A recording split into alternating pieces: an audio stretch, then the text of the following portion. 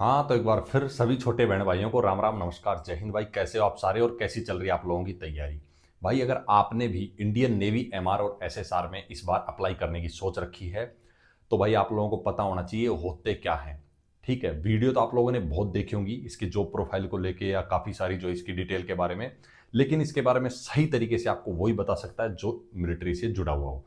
ठीक है, और मेरे पास विशेषकर कैंडिडेट के कमेंट सबसे ज़्यादा यही आते हैं जॉब प्रोफाइल को लेके कि सर इसके बारे में हमें एक बार जो है अच्छे से ये बता दो कि इसकी जॉब प्रोफाइल क्या है, सैलरी क्या है, काम क्या करना होता है, फैसिलिटीज़ वगैरह से लेके ड्यूटी वगैरह सारी चीज़ें जो है पूछते रहते हैं। तो अपन इस वीडियो में यही सब कुछ कवर करने वाले हैं, लेके आपका इंडियन नेवी एमआर से एसएसआर का दोनों के बारे में डिटेल से बताएंगे। भाई चाहे आपका एमआर हो मैट्रिक रिक्रूटमेंट, चाहे आपका एसएसआर हो सीनियर सेकेंडरी रिक्रूटमेंट, ठीक है, दोनों में क्या होता है आर्मी की ही तरह एमआर में तो जो आर्मी में ट्रेडमैन की जितनी ट्रेड होती है ना वो सभी होती है, और एसएसआर में जितनी जैसे इंडियन आर्मी की आप लोगों ने भर्ती देखी होगी तो उसमें जितनी ट्रेड होती है जैसे आपकी या जीडी ले लो, क्लर्क ले लो, एसकेटी ले लो, टेक्निकल ले लो उस, या फिर मेडिकल ले लो, तो मेडिकल असिस्टेंट भी इसका एसएसआर में ही आता है। तो उस हिसाब से जो है इसमें एसएसआर या एमआर दो पार्ट में कर दिया जाता है। पहले अपन बता देते हैं मैट्रिक वालों के लिए एमआर के लिए।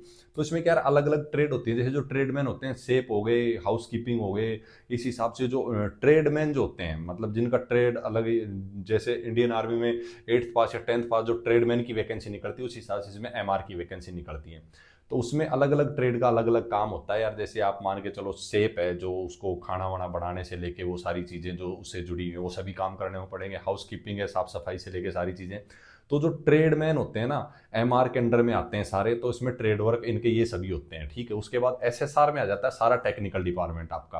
भाई चाहे आप सिक्योरिटी ले लो जो है ना, उसके अलावा आप कम्युनिकेशन ले लो या मेडिकल ले लो या फिर आप सीमैन इलेक्ट्रिकल या फिर एविएशन, इस हिसाब से अलग अलग ट्रेड बांटी हुई हैं। एसएसआर में भी जितनी टेक्निकल ट्रेड होती हैं वो सभी जो है इसमें, क्योंकि आपने देखा एसएसआर में वही कैंडिडेट अप्लाई कर सकता है जिसने 10+2 फिजिक्स और मैथ के साथ में की है। तो उस हिसाब से इसमें सारा टेक्निकल काम होता है।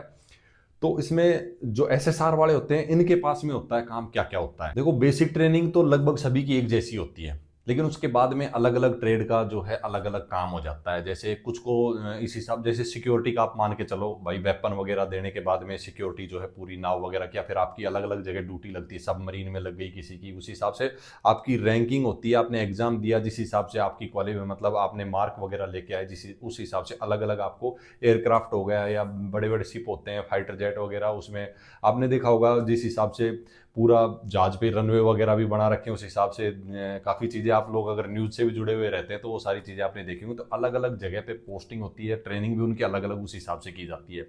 तो लेके इसमें आपका जैसे मान लो इंजन वगैरह से रख रखाव से, साफ सफाई से लेके, मेंटेनेंस से लेके, या फिर जैसे रस्से वगैरह जो होते हैं, छोटी नाव वगैरह मेंटेन करनी होती हैं, ये सारा काम इसमें टेक्निकल में आता है। हथियार वगैरह हो गए, वेपन वगैरह हो गया, फिर कुछ मशीनरी होगी आपकी, अल्टरनेटर या एसी वगैरह होगी, ये आपके टेक्निकल में आ गए। ठीक है, कम्युनिकेशन में आप देख सकते हैं कम्युनिकेशन बनाए रखना रडार पे, या फिर आप देखेंगे संचार की चीजें जितने उपकरण होते हैं उन सभी को मेंटेन करना, उनका रख रखाव करना या उनको जो है चलाना सीखना, उन सब के बारे में उनसे कम्युनिकेशन बनाना, वो सारी चीजें जो है इसमें आ जाती है। मैकेनिकल में हो जाता है, मैकेनिकल का सारा काम हो गया। उस हिसाब से अलग अलग ट्रेड में जो जो वर्क होता है उस हिसाब से डिवाइड कर दिया जाता है और उसी हिसाब से जो है ट्रेनिंग दी जाती है।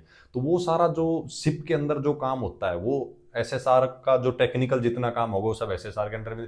जैसे स्टोर का हो गया, स्टोर कीपर जो स्टाफ होता है, डॉक्यूमेंटेशन का हो गया, कुछ को उस हिसाब से ट्रेनिंग दी जाती है तो वो उस ट्रेड में चले जाते हैं। तो अलग अलग ट्रेड वाइज जो है वर्क काम बटा हुआ होता है। जैसे आर्मी में ट्रेड पहले दे दी जाती है, इसमें एसएसआर करके भर्ती कर लिया जाता है, उसके बाद में ट्रेनिंग जिस हिसाब से दी जाती है अलग अलग ट्रेड में, उस हिसाब से अलग अलग ट्रेड का अलग अलग वर्क होता है। काम सारा आपको शिप के अंदर ही करना होता है, वही सारा वर्क होता है। या फिर आप बिजली के उपकरण देख सकते हैं, कुछ ऐसी चीजें हैं भाई, ऐसी क्या होती हैं सारी चीजें जो बिजली वगैरह से चलती हैं, तो उनको मेंटेन रखना, कुछ अगर प्रॉब्लम आ जाती है उन सभी को सुधारना वगैरह, तो जितना सारा काम होता है वो सभी कुछ जो है इन्हीं में ट्रेड वाइज डिवाइड कर दिया जाता है।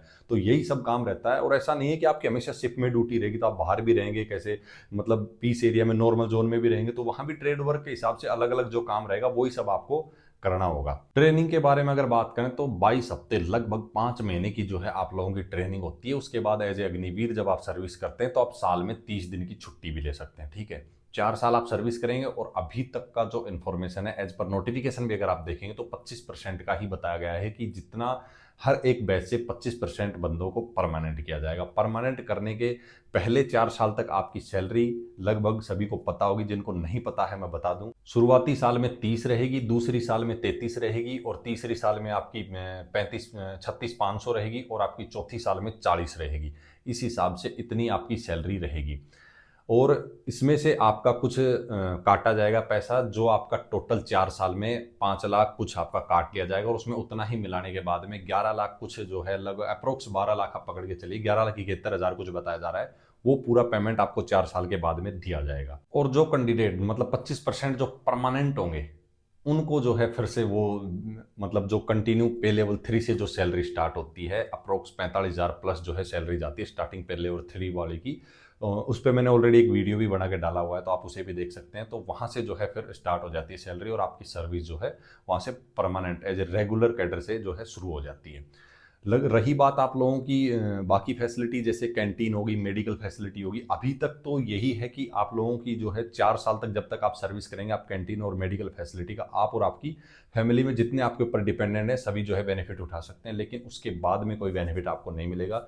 लेकिन अभी ये सुनने में आ रहा है कि भाई 4 साल बाद में मेडिकल फैसिलिटी जो है दी जाएगी करके, लेकिन अभी इसका कोई क्लियर नहीं आया है। हो जाता है तो बहुत बढ़िया है। बाकी रही दूसरी बात, 8th पे कमीशन के बाद में सैलरी इंक्रीज होगी, कितनी होगी कितनी नहीं होगी ये भी किसी को नहीं पता, लेकिन हाँ इतना है कि इंक्रीज होगी, बढ़ेगी। ठीक है, इसके बारे में मैंने एक अलग से डिटेल वीडियो बना के डाला हुआ है।